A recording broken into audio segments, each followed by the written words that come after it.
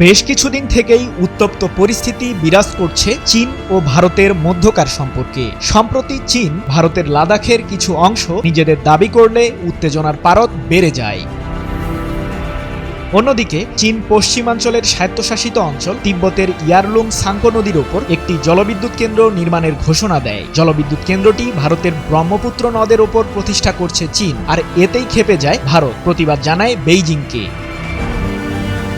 এমন উত্তেজনার মধ্যে চীন ষষ্ঠ প্রজন্মের যুদ্ধবিমান তৈরি ও উন্মোচন করেছে। ভারতের কাছে যুদ্ধবিমান শনাক্ত করতে যে ধরনের রাডার সিস্টেম আছে সেটিকেও ফাঁকি দিতে পারবে নতুন প্রজন্মের এই চীনা যুদ্ধবিমান। স্টিল ফাইটার J-20 মডেলের লেজবিহীন যুদ্ধবিমানটি যে কোনো রাডার সিস্টেমকেই ফাঁকি দেওয়ার সক্ষমতা রাখে। গত মে মাসে ভারতের সীমান্ত সংলগ্ন একটি অঞ্চলে J-20 মডেলের অত্যাধুনিক ওই যুদ্ধবিমানগুলো মোতায়েন করে চীন, যা ভারতের সিকিম রাজ্যের সীমান্ত থেকে মাত্র 150 কিলোমিটার দূরে। এবার প্রশ্ন উঠেছে, সামরিক শক্তিতে দুই প্রতিবেশী দেশের সক্ষমতা আসলে কতটুকু?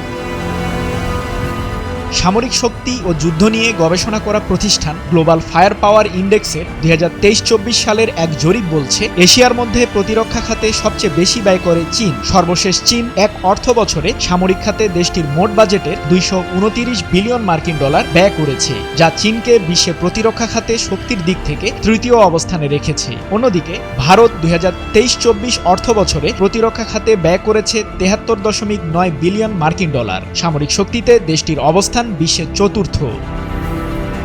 এদিকে ভারতের সংবাদ মাধ্যম NDTV গত বছরের জুনে চীন ও ভারতের প্রতিরক্ষা শক্তি নিয়ে একটি প্রতিবেদন প্রকাশ করে। সেখানে সংবাদ মাধ্যমটি জানায়, ভারত তার বার্ষিক বাজেটের 13% ব্যয় করে প্রতিরক্ষা খাতে, যা ভারতকে বিশ্বের পঞ্চম বৃহত্তম অর্থনীতির দেশ হিসেবে পরিচিতি দিয়েছে। অন্যদিকে চীন বিশ্বের দ্বিতীয় বৃহত্তম অর্থনীতির দেশ। এখন প্রশ্ন হচ্ছে, যুদ্ধের ময়দানে এগিয়ে থাকবে কোন দেশ? সংবাদ মাধ্যম NDTVর প্রতিবেদন বলছে, ভারতের বর্তমানে প্রায় 14.5 লাখ সক্রিয় সেনা সদস্য আছে। অন্যদিকে চীনের এই সংখ্যা 20 লাখেরও অধিক। অন্যদিকে নৌ প্রতিরক্ষা খাতেও ভারতের চেয়ে এগিয়ে চীন। দিল্লির কাছে বর্তমানে 294টি নৌবহর আছে, আর বেইজিংয়ের আছে 730টি, এমন দাবি ভারতীয় সংবাদ মাধ্যম NDTVর।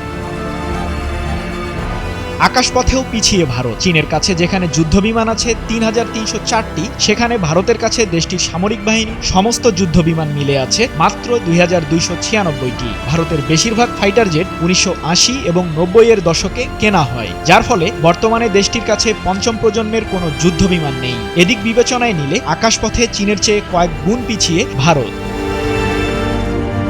এশিয়ার এই দুই দেশ যুদ্ধে জড়ালে যুক্তরাষ্ট্র ও রাশিয়া কার পক্ষ নেবে?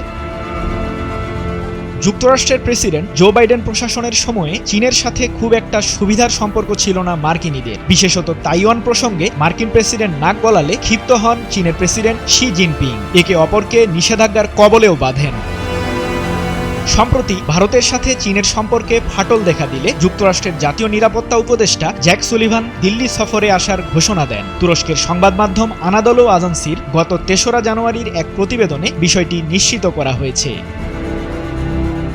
এদিকে গত বছরের মে মাসে চীন সফরে আসেন রাশিয়ার প্রেসিডেন্ট ভ্লাদিমির পুতিন। সে সময় তিনি চীনা প্রেসিডেন্ট শি জিনপিংকে রাশিয়ার সীমাহীন বন্ধু হিসেবে আখ্যা দেন। রাশিয়া ইউক্রেন যুদ্ধে মস্কোকে সামরিক খাতে সহায়তা করছে চীন। ব্রিটিশ সংবাদ মাধ্যম দ্য গার্ডিয়ানের এক প্রতিবেদন বলছে, 2023 সালে রাশিয়া চীন থেকে প্রায় 90% মাইক্রো ইলেকট্রনিক্স পণ্য কিনেছে, যা দিয়ে মস্কো ড্রোন সহ ক্ষেপণাস্ত্র তৈরি করছে। তবে বিশ্লেষকদের ধারণা, নবনির্বাচিত মার্কিন প্রেসিডেন্ট ডোনাল্ড ট্রাম্প আগামী 20 জানুয়ারি শপথ গ্রহণ করলে বৈশ্বিক রাজনীতিতে পালাবদল ঘটবে। সৃজন মাহমুদ, নিউজ 24।